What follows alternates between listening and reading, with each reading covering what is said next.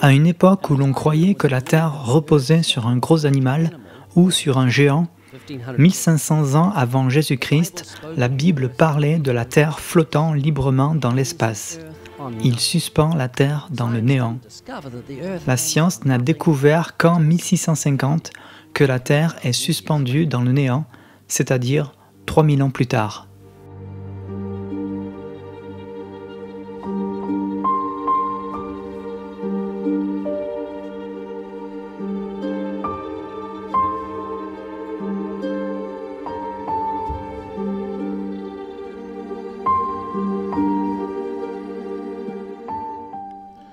L'Encyclopédie Britannica documente qu'en 1845, un jeune médecin de Vienne, le docteur Ignaz Semmelweis, était horrifié par le taux de mortalité des femmes qui accouchaient dans les hôpitaux. Pas moins de 30% mouraient après l'accouchement. Semmelweis nota que les médecins examinaient les corps des patients décédés, puis, sans se laver les mains, ils allaient directement au service suivant et examinaient les femmes enceintes. C'était leur pratique normale car la présence de maladies microscopiques était inconnue. Semmelweis insista pour que les médecins se lavent les mains avant chaque examen. Lorsqu'ils ont fait cela, le taux de mortalité est immédiatement tombé à 2%. Regardons maintenant les instructions spécifiques que la Bible a données à la nation hébraïque il y a plus de 3000 ans lorsqu'il s'agissait de faire face à la maladie. Lorsqu'il sera purifié de son écoulement, il comptera encore 7 jours pour sa purification, puis il lavera ses vêtements, lavera son corps avec de l'eau vive et il sera pur. De nos jours, les médecins se lavent les mains à l'eau courante, mais il n'y a pas si longtemps, ils le faisaient dans un bol d'eau plate, laissant les germes invisibles sur leurs mains.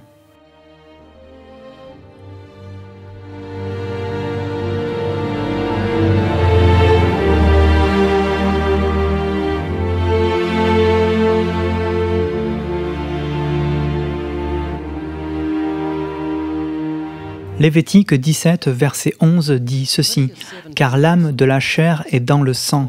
Je vous l'ai donné sur l'autel pour faire l'expiation pour vos âmes, car c'est pour l'âme que le sang fait l'expiation. » La plupart d'entre nous ne pensent pas trop au fait qu'un médecin peut découvrir la santé de notre chair en prélevant un échantillon de notre sang. Ces tests peuvent évaluer la santé de nos reins, de notre foie, de notre thyroïde et de notre cœur. Le sang peut révéler des maladies et des infections telles que le cancer, le sida, le diabète, l'anémie et les maladies coronariennes. Cependant, la grande vérité biologique sur le sang révélant la santé de notre chair n'a été pleinement comprise que ces dernières années. Jusqu'à il y a 120 ans, les gens pratiquaient la saignée et beaucoup mouraient à cause de cette pratique. Lorsque le président américain George Washington est tombé malade, les médecins ont pensé que la saignée l'aiderait, mais ce ne fut pas le cas. Au total, ces médecins lui ont prélevé plus de 2 litres de sang en 12 heures, soit environ 40% du volume sanguin d'un adulte.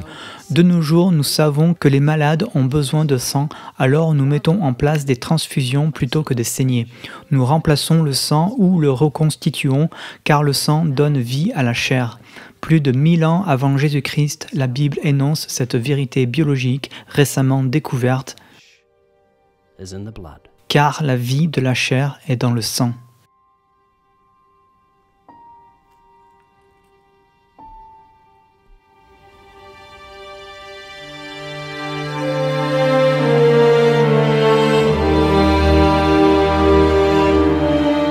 Les Écritures nous disent que la terre est ronde.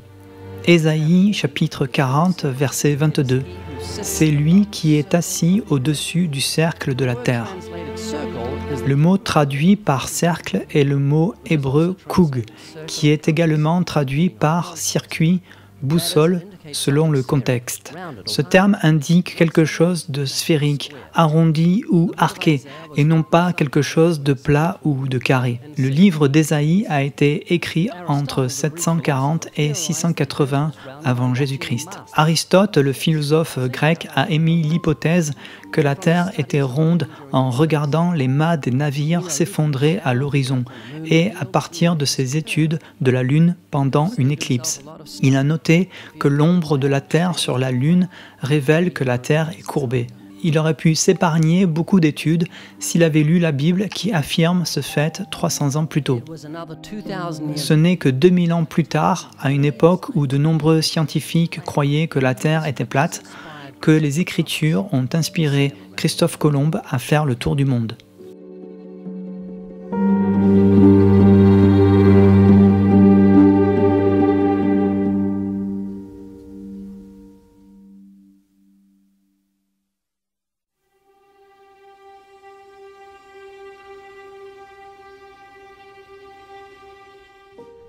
Matthew Maury est considéré comme le père de l'océanographie. Il remarqua l'expression « les sentiers de la mer » dans le psaume 8, verset 8, écrit il y a 2800 ans, et il déclara « Si Dieu a dit qu'il y a des sentiers dans la mer, alors je les trouverai. » Maury prit alors Dieu au mot et partit à la recherche de ces sentiers. Nous lui sommes redevables de sa découverte des courants continentaux chauds et froids. Son livre sur l'océanographie reste un texte de référence sur le sujet et est toujours utilisé dans les universités.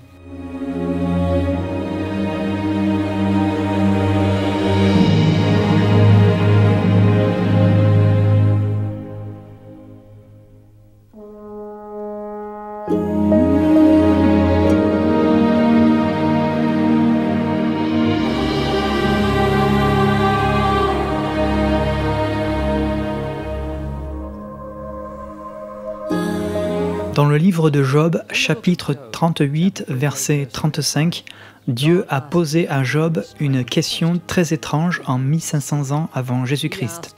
Il a demandé « Les éclairs partent-ils à ton commandement, te disant « Nous voici » ?»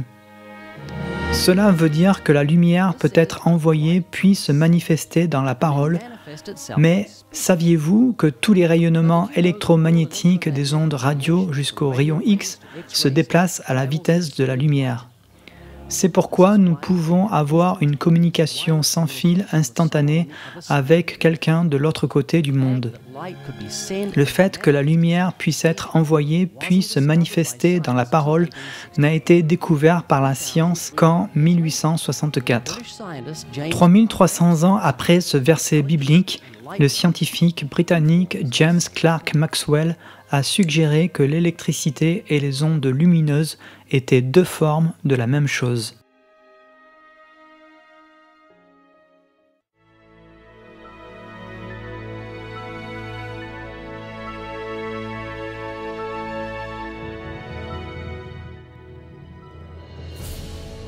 Genèse chapitre 2 verset 1 dit ceci: « Les cieux et la terre furent achevés avec toute leur armée. » Tout est achevé, la nature est complète, l'éclat du soleil qui donne la lumière est achevé, le ciel bleu est achevé, les nuages laissent tomber la pluie, purifiant l'air et donnant la vie à la terre. Les grands arbres sont achevés, nous donnant de l'oxygène pour respirer. Les rivières sont achevées, grouillantes de poissons et remplissant d'eau nos grands océans. La terre est achevée, produisant des plantes qui nous donnent à manger. Aucune espèce n'a un œil, une oreille, une jambe ou un cerveau à moitié évolué.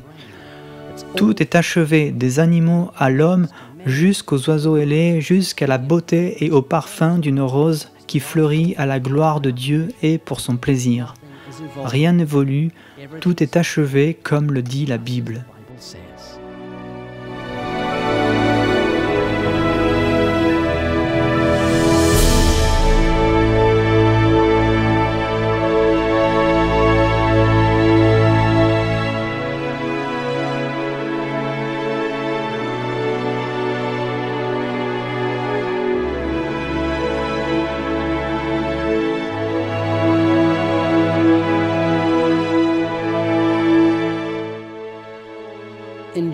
Dans Genèse 6, Dieu a donné à Noé les dimensions de l'arche qu'il devait construire, c'est-à-dire 42 000 mètres cubes.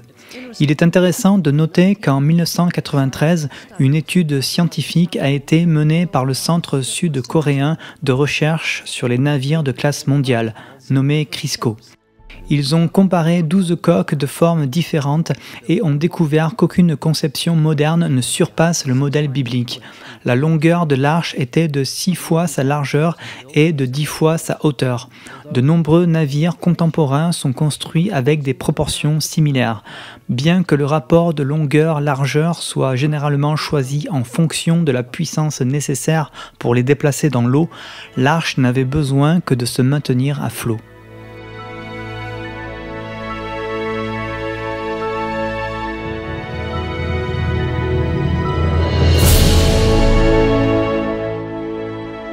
Dans Lévitique 13, verset 46, la Bible parle de quarantaine bien avant que la science médicale découvre l'importance d'isoler les personnes atteintes de maladies infectieuses. En 1490 avant Jésus-Christ, la Bible donne des instructions sur ce qu'il faut faire. Pendant tout le temps qu'il aura cette plaie, il sera jugé souillé. Il est souillé, il demeurera seul, et sa demeure sera hors du camp. Les lois de quarantaine n'ont été instaurées par l'homme moderne qu'au XVIIe siècle. La peste noire dévastatrice du XIVe siècle a fait environ 70 millions de morts. C'est parce qu'ils n'ont pas réussi à séparer les malades des bien portants. Lorsque des familles entières tombaient malades, cela était attribué aux mauvais airs.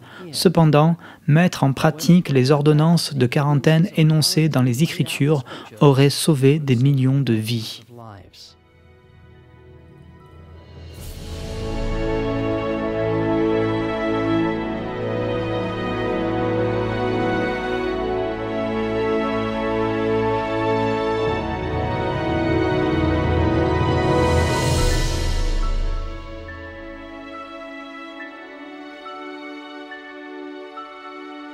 Dans Job chapitre 40 verset 15, Dieu lui-même parle à Job d'une créature qu'il a créée appelée Béhémoth.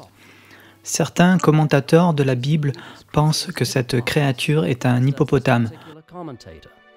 Voilà le Béhémoth que j'ai créé, tout comme toi. Il mange de l'herbe comme un bœuf. Vois, sa force est dans ses reins et sa vigueur dans les muscles de son ventre. Il raidit sa queue comme un cèdre. Les nerfs de ses cuisses sont entrelacés. Ses os sont des tubes de bronze. Ses membres sont pareils à des barres de fer. Il est le chef-d'œuvre de Dieu. Celui qui l'a fait l'a pourvu d'une épée.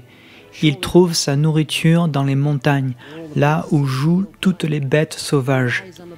Il se couche sous les lotus. Il se cache dans les roseaux et les marécages. Les lotus le couvrent de leur ombre, les saules de la rivière l'environnent. Si le fleuve devient violent, il ne s'alarme pas. Si le Jourdain se précipite contre sa gueule, il reste confiant. Est-ce quand il a les yeux ouverts qu'on pourra l'attraper? Utilisera-t-on des pièges pour lui transpercer le nez? La science ne peut que spéculer sur la raison pour laquelle le dinosaure a disparu, mais la réponse peut se trouver dans ce passage de l'Écriture comme nous l'avons vu. Certains commentateurs pensent qu'il s'agit d'une référence à l'hippopotame. Cependant, l'une des caractéristiques de cet animal massif était qu'il avait une queue qui s'apparente à un cèdre. De toute évidence, l'hippopotame n'est pas la bonne réponse. Voici les caractéristiques de cet animal.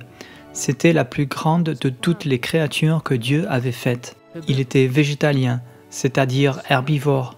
Il avait sa force dans ses hanches et une queue comme un grand arbre. Il avait des os très solides, vivait parmi les arbres, buvait d'énormes quantités d'eau et n'était pas dérangé par une rivière déchaînée. La Bible dit alors, « Celui qui l'a créé peut faire approcher de lui son épée. » Il semblerait que Dieu ait causé l'extinction de celle-ci, la plus grande de toutes les créatures qu'il a créées. To become extinct.